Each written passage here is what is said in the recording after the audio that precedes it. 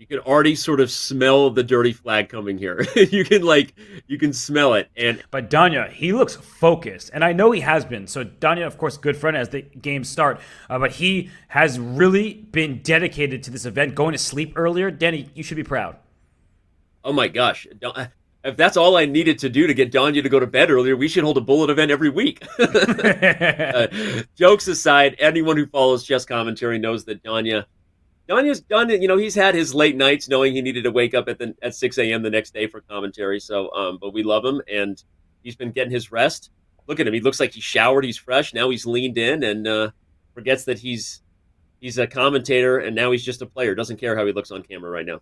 Yeah, and he shouldn't. I mean, he should care about how his position looks because I see holes in White's position, and Magnus hopped his knight to c4. All these light squares under Magnus's control, and the clock, a 5-second lead currently for Magnus. I think he's got great chance to take game one with Black. Yeah, and this move a5 is super nice. Obviously, already focused on opening the a file, prying down the a3 pawn. I know it's bullet, but positional chess still matters. Oh my gosh, an e3 crumbling, the king behind it. Danya is feeling the hurt here in the first game. Yeah, bishop takes d4. Black is going up at minimum in exchange. Is a good effort there. Oh, there's queen d4. Please take my queen. Oh no, my queen. Yeah. You take there. There was a back rank mate on e8. Nice little trap. Oh no, my queen. And Danya is going to try for every trick in the books, even when he's down against Magnus today. So, plenty more where that came from. Wow. So Magnus allowed rook d7 because he had spotted rook a1 check. Now Magnus up a full rook into this endgame and has plenty of time to convert the win. Yeah. Time is critical here. Any game we're evaluating a Magnus Carlsen advantage, you have to look at the clock before you chalk it up to the books. Right there, Magnus Carlsen does take the first game with Black. And he's ready. He's back home, feeling a little more comfy maybe, and here we go. This looks like a Caro-Kann to me, but it started with d4 knight f6. So it was a Jabawa London turned into a sort of Caro-Kann, turned into whatever this is. And I feel like Danya, he is going to be down on the clock in the early stages of the game. Magnus is the better prepared player between the two. Something Hikaru said, that Danya has been changing his openings against Naka and maybe against some of the other top players. And that could actually be detrimental rather than helpful because you spend time. But actually, look at this tactic from Danya. That trap.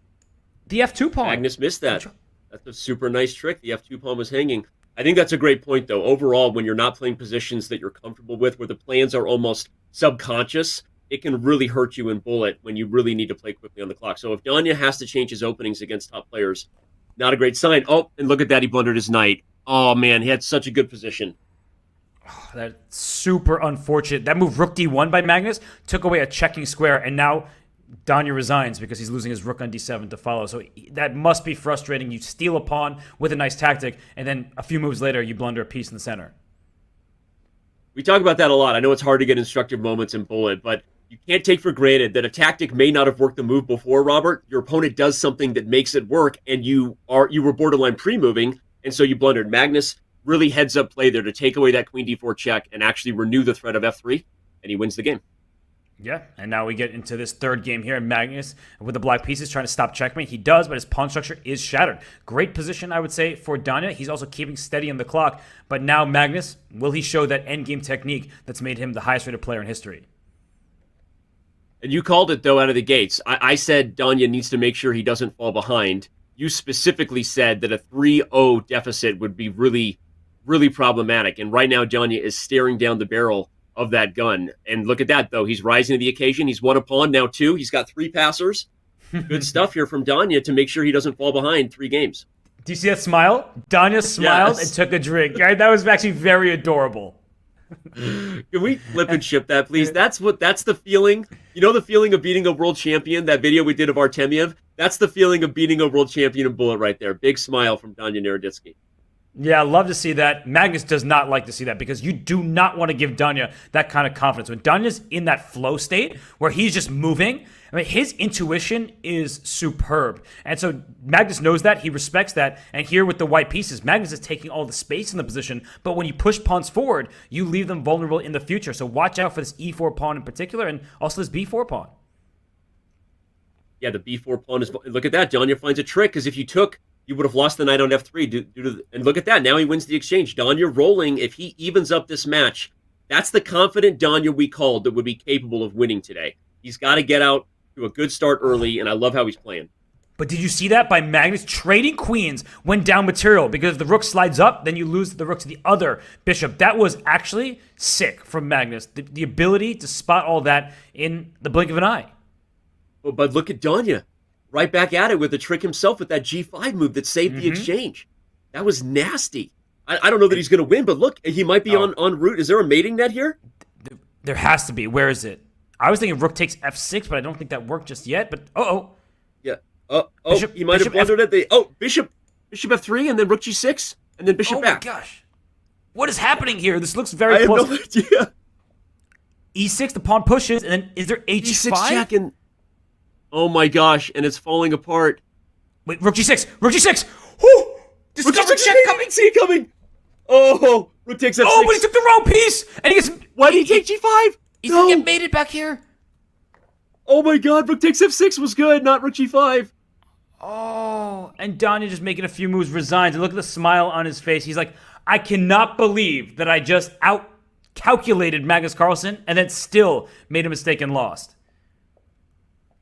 That is what the Bullet Chess Championship is made of right there, games like that. Of course, we see the real-time engine analysis showing there were obviously a number of blunders and miswins there, but it doesn't matter. It's entertaining chess, and Danya misses his opportunity to level the score. Okay, but he goes right back into the game, and he's playing quickly, and he's got a French-like structure, and it's the best French I've ever seen. Black doesn't have a light-squared bishop. The pawn structure is shattered on the queen side for white, but Black castles into the pressure. Danny, we usually say the side with a safer king is usually the side with the advantage in bullet. I don't think Black's king is particularly safe. Black's king is not safe. Danya is... very easy plans here, I think, to play on the queen side. The knight's popping into d6, just as you highlight. Look at that move, d4. This is an easy position for white to play, which is key in bullet. Swing the rook back over. Yep, he does it. I like where Danya's going here. Got to keep this thing close. Very instructive from Danya. His rook was on b1, pressuring the black king. And he just says, let me go over to the king side. And he did just drop 2 pawns in a row, one of them with check. The h-pawn may be dangerous, Danny? Yeah, the h-pawn is super dangerous. The king is also in an awkward spot there. He was threatening rook g6 and rook h6? Mm-hmm. Crazy that the engine can say this is an equal position. That's so unfair to chess. It is, but look at the clock. As you said, who cares what your accuracy is? Look at the time. I think that Danya should try to flag Magnus here. 100% agreed. That you can't let games like this go by. You got to flag him, especially when there's a knight on the board, right? So many tricks possible, like forks. In fact, that's a huge heads-up play by Magnus to get the knights off the board. Dirty flag him. It's rook against rook and pawn. Who cares? Do not repeat moves. Give checks. And if you're Magnus, you probably just do not push the pawn. That way you get the 50-move rule. Yep. Yeah, at this point, the writing is on the wall that you're not going to have enough time to win if you're Magnus, so don't push the pawn and take the draw. No draw. This isn't searching for Bobby Fischer.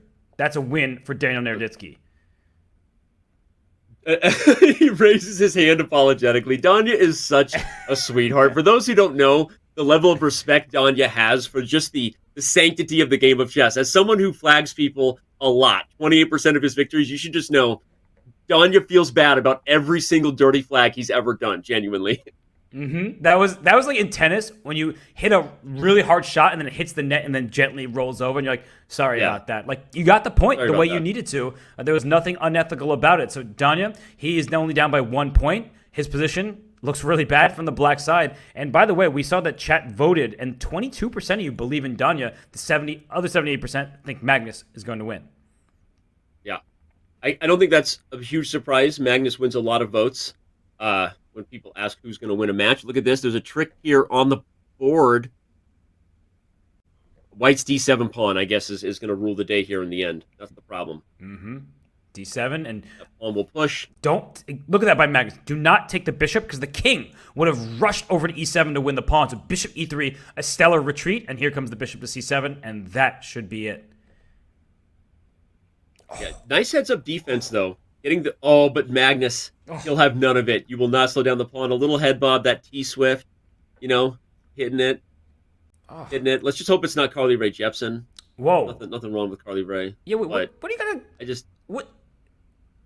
What just happened there? Why are I don't you? know why I said that. Yeah, why are you going against Carly Rae apologize, Jepsen? Why don't we talk about Shawn Mendes for a second? Whoa, 96. actually. That pawn was Don't do pinned. that. Whoa, 96 check. He blundered it. And Don just smiles, but Magnus laughing a little bit. Oh, wait, it's not over. I thought it No, was just over. Winning. this is a very complicated game where Black's up in exchange. And look at that awareness from Magnus. Queen h5 gets those queens off the board. Black apparently isn't even better, but Black does have 2 rooks to White's 1. Yeah, this is completely turned around. For a game that started with a knight d6 check, borderline smothered mate, Magnus gets the queens off the board, heads up play, which makes his king safe, and now he should be winning in this endgame. But I'm looking at the clocks, and anytime I see Magnus within a couple seconds of Danya, I'm actually worried for Magnus because Danya is faster in these time scrambles. There's plenty of time left, too much extra material for Black for the moment, but Danya is smart to play this out. Totally agreed. Especially if you're not down, at this point, there's still 19 minutes left in the match. You're not in a position where you need a new game to get a... and he finds a fork. Just like that, it's turning back around. Second knight d6 of the game, and that's going in Danya's way. Still up a pawn is Magnus Carlsen, and he's up a couple seconds, but I'm telling you, Magnus would want to be up 4 seconds into time scrambles because Danya is faster. Yep. You can already sort of smell the dirty flag coming here. you can smell it, and Magnus can feel it too. Look at the level of pre-moving that he's engaged here. Hoping for a draw. Oh, no draw. Magnus played on. No, and he actually, wants more. Magnus is slightly ahead of the clock, but Danya's king gets back in time. It's in the box, so the black king will eat d3. It's going to be a draw now anyway. Okay. Whew, Danny. But Danya was lost, objectively, and he fought back because he knows when to resign and when to play on. And I was actually surprised by Magnus's decision to keep pushing there. I think that if he does that too many times, he might regret it, because especially when you have a 2-game lead, I would be okay with a draw rather than take my chances in a dirty flag competition with Danya. I don't want to be in a dirty flag competition with that guy, right? And so I'm a little surprised by that risk there that Magnus took. Yeah, because yesterday, Hikaru against Alireza, Hikaru won bishop and rook pawn, a draw, because it was the wrong colored bishop for the corner. A couple times, he just flagged Alireza, the same exact endgame. We almost saw, for the second time this match, rook against rook and a couple pawns to a win in time trouble. But right now, we're seeing Danya try to use the queenside to his advantage. He's down in exchange. Not the first time today we've seen that. But he's gobbling up queenside pawns, and that's a passer. Yep. Yeah, this is, objectively a very balanced position. In Bullet, it's actually hard to choose which side is easier to play. The bishops and the pass pawn feel good, but long-term, that knight will be tricky in the time scramble. But look at that move. Bishop A2. He's Nice saying move. your rook's useless. And bishop H6, bishop C1. How is White going to defend this? You have to go knight A3 at the end of it. Oh, Magnus, I don't know what he anticipated there. Unclear, but Danya is in charge. And look at the clock, by the way. Not only is Danya probably better with the 2 bishops versus the rook, he is well ahead on time. And as long as he doesn't blunder a piece, he should be able to take this game. Agreed. Yeah, this is Danya's game to win. Look at the time advantage just increasing for Naroditsky here.